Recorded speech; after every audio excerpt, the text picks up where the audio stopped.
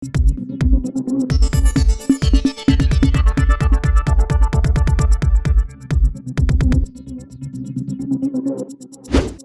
News Maharashtra बातमीचे वास्तववादी विश्लेषण।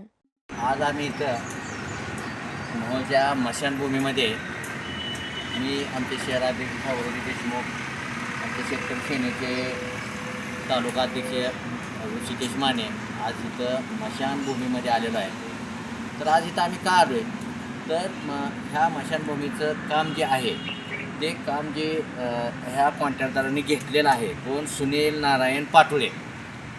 तर हे काम एकूण 1,33,83,714 रुपये या एकूण स्मशानभूमीच्या विस्तारीकरणाचं किंवा दुरुस्तीचं किंवा नूतनीकरणाचं काम आहे। पण जर प्रत्यक्षात बघितलं तर हे काम एवढ्या निधीचं नसून केवळ हे काम 25 ते 30 लाखच खर्च झाला दिसून येतो। आज आपण बघतोय, आज इथं परिस्थिती बघितली, पहिल्यांदा सगळ्यात महत्त्वाचं हाय मास्टर देवा आपण बघावा तर तो माझे अंतून 2015 साली दिलेला आहे। त्याच्यावर साहेबांचा बोर्ड आहे, अजून हाय मास्टर देवा तोच आहे, त्यामुळे ह्या निधीतला हा आहे। दुसरा मुद्दा हा आपसा बघितला जुन्या पद्धतीचा, तो अजून तिथं काय मोडखळीत अवस्थेत दुरुस्त केला नाही, इथं लाईटची मोटर बसवलं नाही किंवा एखादा चांगला सौर ऊर्जेचा काय त्यात प्रोजेक्ट असेल ते कुठं बसलेलं दिसत नाही, फक्त केवळ एवढा हाय मास्टर देवा एवढा दिसून येतो। शिवाय हे जर बघितलं तर मी स्मशानभूमीचं 1, 2 आणि 3 संच दाखवले। हा जर संच बघितला तर त्या पत्र्याला बघितलं कुठला पत्रा, मला वाटतं हे पत्रा जवळजवळ 25-30 वर्षापूर्वीचा असेल। आपण बघावं त्या पत्राला कुजून गेला पत्रा अक्षरशः। शिवाय हे बांधकाम जुनंच आहे ते ह्याच्यामध्ये दाखवलं आणि हे नवीन जर बघितलं तुम्ही तर हे बांधकाम किती आहे, हे जर बांधकाम बघितलं तर मला वाटतं 30x50चं असेल, खाली कट्टा केला आहे, बाकीचं मोकळा आहे। शिवाय ही बसण्याची व्यवस्था बघितली तर ते वरून साधे पत्रे आहेत।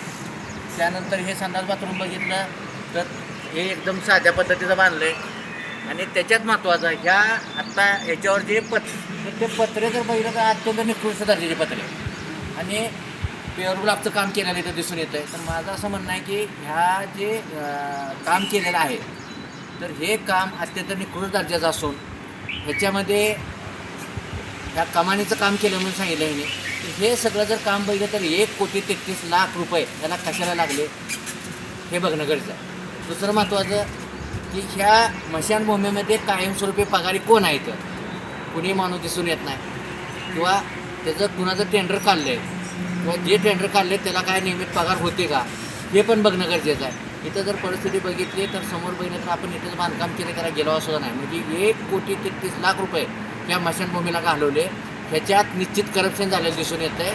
तर ह्याची पुन्हा MB व्हावी म्हणून आम्ही महाराष्ट्र निर्माण सेना ह्याच्यात आंदोलन करणार आहे आणि शिवाय सर्व वरिष्ठांना पत्रव्यवहार करून हा जे एवढा मोठा भ्रष्टाचार 1,33,00,000 रुपयेचा जे केलेला आहे त्याचा आम्ही निश्चित तिथं उघडून करणार आहे। मोहोळ नगर परिषदेने वैकुंठभूमी विकास कामासाठी जो निधी मंजुरीसाठी वापरला तो 2.25 कोटीचा ते 1.5 कोटीच्या दरम्यानचा निधी आहे। तर त्या निधीमध्ये मोठ्या प्रमाणावर भ्रष्टाचार झालेला आहे। सदरील बांधकाम बघून निकृष्ट दर्जाचे नुसते आता त्या ठिकाणी पूर्ण पडलेले आहेत या आणि तिकडे पलीकडे जुन्या खांबाला त्या ठिकाणी प्लास्टर केलेलं आहे। असं वरवरची परिस्थिती आहे, आतली परिस्थिती बघितली तर काय सांगायला नाही गं। साधारणतः अशा परिस्थितीमध्ये ही जी काम केलेलं दाखवलेलं आहे की अतिशय निकृष्ट दर्जाचं काम झालं। वास्तविक पाहता ह्याची चौकशी होऊन त्याच्यामध्ये जी काम झाले ती चौकशी झाली पाहिजे आणि त्या ठेकेदारावर फौजदारी स्वरूपाचं गुन्हा दाखल झाले पाहिजे, म्हणजे भविष्यामध्ये अशा भ्रष्टाचार करण्याला कुठतरी आळा बसेल एवढंच मी या ठिकाणी बोलतो आणि थांबतो। जय हिंद, जय महाराष्ट्र। आपल्या परिसरातील बातम्या पाहण्यासाठी आजच टुडे न्यूज महाराष्ट्र चॅनलच्या बेल आयकॉनला क्लिक करून सबस्क्राईब करा व नोटिफिकेशन मिळवा।